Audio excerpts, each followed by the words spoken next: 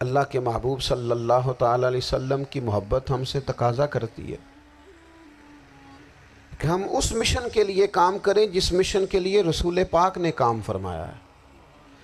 ہم سارے کام بڑی مضبوطی سے، سوچ سمجھ کے، تدبر سے، حکمت سے، تقاضوں کو مد نظر رکھتے ہوئے کرتے ہیں۔ سارے کام، دین کے کام میں ہمارا مزاج نہیں ہوتا۔ او ہو جائے گا جی، آپ بسم اللہ پڑھیں جی، شروع کریں جی۔ آپ تقاضوں کو سمجھیں، چیزوں کو دبائیں نہیں، چیزوں پر غور کریں۔ کسی کے ذہن کی سطح پر سوال ابھرتا ہے، اس کا تسلی بخش جواب دیں۔ اپنی زندگی میں دین کے کام کے لیے اپنے آپ کو وقف کریں، اور دین کے کام کے بہت سارے پہلو ہیں۔ ہزاروں لوگوں کو قرآن پاک ٹھیک پڑھنا نہیں آتا، ہزارہا لوگ ہیں جو قرآن مجید کے مطالب سے آگاہ نہیں ہیں، دین کی بنیادی ضروریات سے لوگ نابلد ہیں۔ میں آپ کو کس طرح یہ بات سمجھاؤں کہ ہزاروں کی تعداد میں طلاقیں اس لیے ہوتی ہیں کہ مردوں کو طلاق کے مسئلے نہیں آتے، انہیں پتہ نہیں ہے کہ مجھے حقوق زوجین کے معاملے میں کیسے چلنا ہے۔ ڈھیر سارے گھروں میں تباہی اس لیے ہے کہ تربیت اولاد کا دینی منہج ہمیں نہیں پتہ۔ اپنا حصہ ملائیں دین کے کام میں۔ ایک آدمی کو اگر تو نمازی کرنے میں کامیاب ہو گیا، تیری زندگی بدل گئی۔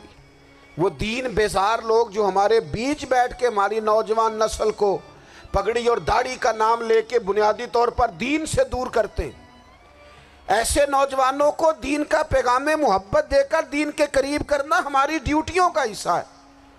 ہمیں ذمہ داری کا احساس کرنا پڑے گا، ہمیں یہ خاص قدم اٹھانا پڑے گا، توجہ دینی پڑے گی۔ مساجد، مدارس، میں آپ سے عرض کروں، اتنی ڈٹ کے مخالفت ہوتی ہے نا مدرسوں کی، اتنی ڈٹ کے۔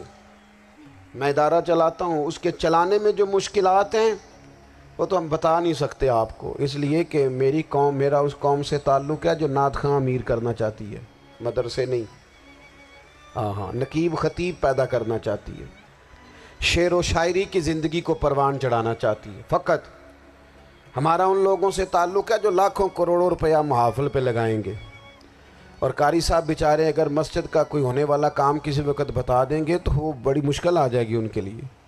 یہ کیسے ہو سکتا ہے، آپ نے یہ ڈیوٹی بتا دی؟ مدارس، اور جتنا اہم رول دین کو پھیلانے میں مدارس اسلامیہ کا ہے، اتنی زبردست۔ لوگوں کا خیال ہوتا ہے میری طرح کے لوگ شاید کام کرتے ہیں، ڈیوٹی کرتے ہیں۔ یہ 10-15 لوگ آپ کو نظر آتے ہیں جو آپ کو کہیں میڈیا پر یا ادھر ادھر ڈیوٹی کرتے، مخلص لوگ اپنی جگہ پہ، وہ بھی بڑا ہی کام کر رہے ہیں، جو میڈیا پہ آ کے بھی اخلاص سے اور درد دل سے کو دین کی، ان کی بھی کسی بات کی حوصلہ شکنی نہیں۔ لیکن ہزارہا اساتذہ جو مدارس میں بیٹھ کے پڑھاتے ہیں، جنہوں نے وہ سارے لوگ تیار، آپ سمجھ نہیں سکتے کتنا بڑا کام۔ حفظ کا استاد جو ہوتا ہے نا، اس کی ڈیوٹی 24 گھنٹے ہوتی ہے، فجر سے پہلے، اور اس نے بچوں کو اٹھانا ہے۔ تنخواہ تو ہم انہیں دینا نہیں نہ چاہتے جی، تنخواہ نہیں دئی دی انہوں نے، ہم بھی مولوی امیر نہ ہو جانا۔ مولوی نو تے سوٹ بھی 27ویں والی رات دے ہے تاکہ کدھر سوان کے عید والے دن پا نہ لوے، چونکہ 27ویں تو بعد تے درزی پھڑتا ہی کوئی نہیں، کیوں حضرت؟ ایسے ہی ہے نا، اس وقت تو نہیں نہ لیتا۔ تو ہم چاہتے ہیں مولوی ہماری مرضی کے ہماری طرح کا سوٹ نہ پہن لے۔ مدارس کی مضبوطی، آپ یہ دیکھ لیں، یہ صلاح الدین ایوبی کا تعلق بھلا کس چیز سے تھا؟ غوث اعظم کے مدرسے سے۔ حضور غوث اعظم کے مریدوں کی جماعت اس کے ساتھ شامل تھی۔ کون لوگ تھے جنہوں نے مدارس سے فیض پایا؟ رازی اور غزالی، حضور غوث اعظم، خواجہ اجمیر، یہ سب لوگ مدارس کے لوگ ہیں۔ کمزوریاں ہیں، غلطیاں ہیں، بہت ساری چیزوں کی اصلاح کی ضرورت ہے، لیکن یہ دین کا بہت بڑا قلعہ ہوتا ہے مدرسہ، لیکن اس کی مخالفت کی جاتی ہے۔ مجھے بتائیے، اگر مدرسوں میں کمزوریاں ہیں تو کالجوں یونیورسٹیوں میں نہیں ہیں؟ ہم نے کبھی مخالفت کی ہے بند کر دو سارے؟ لیکن لوگوں کا جب خیال آتا ہے، جب ہمارے ایک سابقہ وزیر صاحب تھے، سر راہ کسی دعوت میں میری ان سے ملاقات ہو گئی، تو انہوں نے کہا مدرسوں کا کردار کیا ہے آج کے ماحول میں؟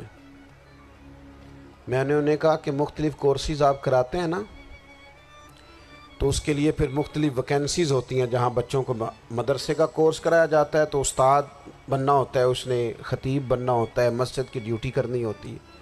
میں نے کہا آپ بالکل کوئی حکومت سرپرستی نہیں کرتی، لیکن اللہ کا فضل ہے، کبھی آپ نے حکومت سے سنی ہے جس میں جمعے والے دن مولوی نہ ملا ہو جمعہ پڑھانے کے لیے؟ کبھی آپ کو رمضان میں ایسی مسجد ملی ہے جس میں قرآن مجید سنانے کے لیے حافظ نہ ملا ہو؟ یہ ہو سکتا ہے کسی حافظ کو مسجد نہ ملے۔ تو مدارس کے ذمے جو کام تھا مدارس نے جم کے کیا ہے اور ڈٹ کے کیا اللہ کے فضل سے۔ اور مدارس کے لوگوں کو بھی کمزور نہیں پڑنا چاہیے، کبھی کسی وزیر مشیر مالدار کے روب میں نہیں آنا چاہیے، قطعاً نہیں۔ کیوں؟ کہ یہ وہ عظیم لوگ ہیں رسول اللہ صلی اللہ علیہ وسلم کے دین کے غلام، کہ ابھی ایک لفظ نہیں پڑا ہوتا الف با تا سا، پہلے دن گھر سے نکلتے ہیں تو حضور فرماتے ہیں اللہ کے فرشتے ان کے پیروں کے نیچے پر بچھا بھی دیتے